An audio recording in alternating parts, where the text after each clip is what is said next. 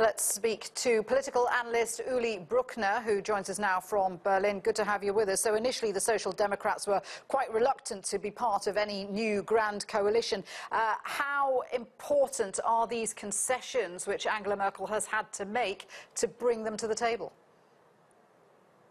Well, everyone had to present themselves as winners, and the main problem in the coalition talks have been that it was so much of the same, that all the political parties engaged in the first Jamaica coalition talks and later in the Grand Coalition talks were so close to each other that it was difficult to find a profile that allows the voters to distinguish who is who.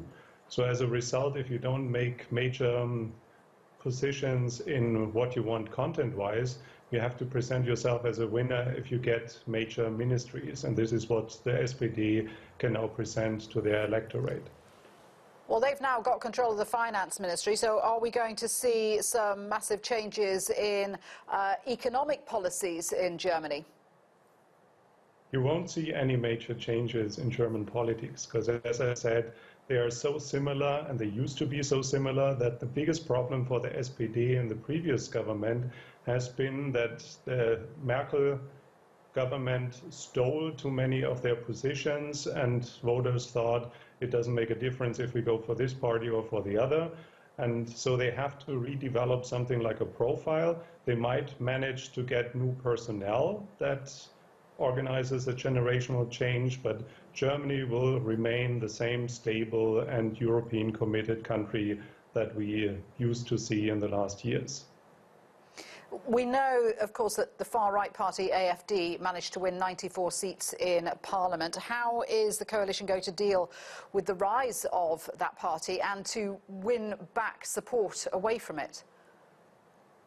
Well, this was a new situation, and the reason why we see something like a populist movement on the right, which is still a movement and not really an organized party that has a clear profile, has a lot to do with the Euro crisis.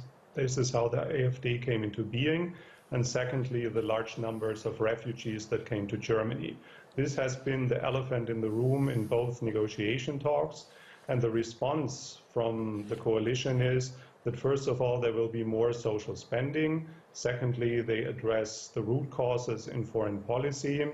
And there will also be a lot of symbolic actions, like the more conservative representative from the sister party in Bavaria will be the new minister for home affairs, and they even call it Heimat, which is a term like homeland, which was seen as so historically loaded that one wouldn't expect that something like this would enter the German political terminology.